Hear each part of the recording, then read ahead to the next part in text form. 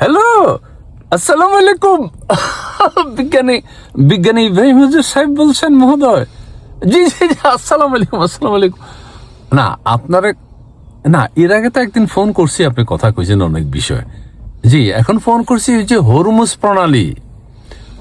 প্রণালী লই তো সারা পৃথিবী কামলা কামলি লেগছে। হ্যাঁ হ্যাঁ, মানে হ্যাঁ, হরমুজ প্রণালীর বিষয়ে আপনার লগে একটা পরামর্শ করা দরকার। কিন্তু ডোনাল্ড ট্রাম্প কইছে যে হরমুজ প্রণালী যেভাবে আমরা দখল নিব।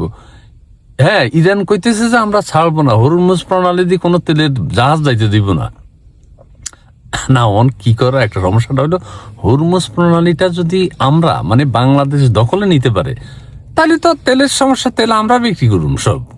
হ্যাঁ, এখন কেন, মানে এখন সুযোগটা বেশি। মানে এখন ট্রাম্প, ইরান, মধ্যপ্রাচ্যের দেশগুলো, রাশিয়া, এগুলো ঝামেলা আছে বুঝছেন। এই মুহূর্তে যদি আপনার জিন সম্প্রদায়কে কাজে লাগান, হ্যাঁ ওই জন্য আমি আপনাকে ফোন করছি, মানে খুঁজতেছি আর কি। কাসেম চাচা করলো যে হ্যাঁ বিজ্ঞানী ইব্রাহিম হুজুরের পরামর্শ নে। না আপনি আজকে মাহফিল আছেন? হ্যাঁ, মাহফিলে তো জিনরা থাকে, আপনার মাহফিলে তো জিন সবসময় আনাগোনা আছে। জিনদেরকে বইলা এই যে ডোনাল্ড ট্রাম্প, ইরানের প্রেসিডেন্ট, মধ্যপ্রাচ্যের এগুলাতে ফাঁকি দিয়া, পুতিন ফাঁকি দিয়ে হরমুজ প্রণালীটা যদি আমরা বাংলাদেশে করে বলাতে পারি, ভারতের তেল আমগো তো দরকার নাই, এই ভারতের হিন্দু তেল। এটা আপনি কইছেন না, নাস্তিক হিন্দু মোনাফেক তেল। তো হ্যাঁ, আমরা ইসলামী তেল নিতে হইলে মধ্যপ্রাচ্য থেকে তেলটা, আমাদের হরমুজ প্রণালীটা, এটা যদি এই সুযোগ, এরা যুদ্ধ করুক, কিন্তু আপনি জিন, হ্যাঁ সম্ভব না, কিন্তু যাবেন না কেন, মানে ওই ক্ষেপণাস্ত্র যদি আইসা পড়ে, না কিছুটা ঝুঁকি তো থাকবো, কিন্তু জিন করে তো দেখা যায় না, মারবো কেমনে? ট্রাম্পের ক্ষেপণাস্ত্র কাজ হইব না, ওই ইরানের ড্রোনও কাজ হইব না। হ্যাঁ, আপনি এই সুযোগটা কাজে লাগাইতে পারলে তো সারা পৃথিবীতে নাসার বিজ্ঞানী হিসেবে আপনি বিখ্যাত হয়ে যাবেন। না চান্সটার ব্যাপার আমি কইতেছি আর কি, সুযোগটা নিবেন কিনা।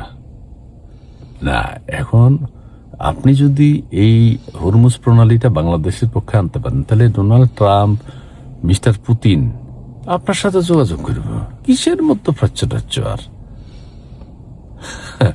হ্যাঁ আচ্ছা ঠিক আছে, কি জিনদের সাথে আমি পরামর্শ করব।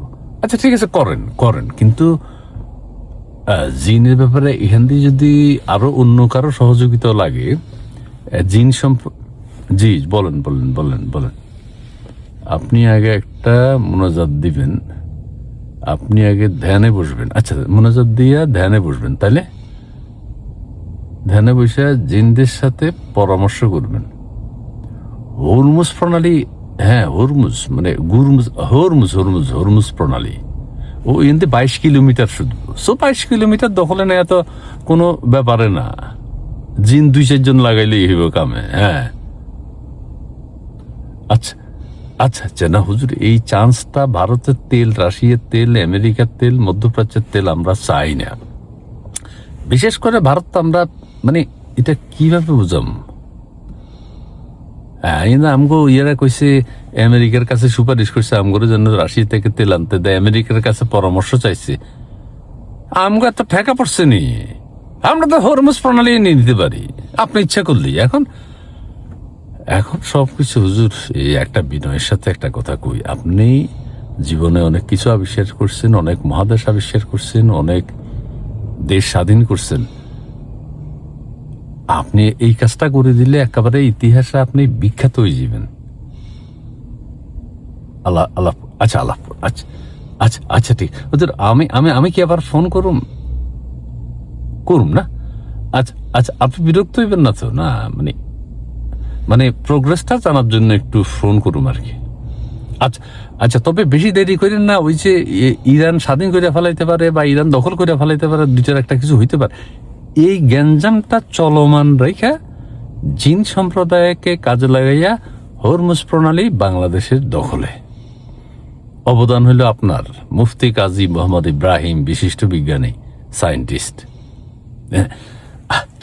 আচ্ছা ঠিক আছে জি, আসসালামু আলাইকুম। জি জি জি, আসসালামু আলাইকুম। জি, মুফতি কাজী মোহাম্মদ ইব্রাহিম, হ্যাঁ, তার দ্বারাই আসলে সম্ভব। হরমুজ প্রণালীটা যদি আমরা একবার নিতে পারি হালাল, সারা পৃথিবীতে তেল আমরাই বিক্রি করুন।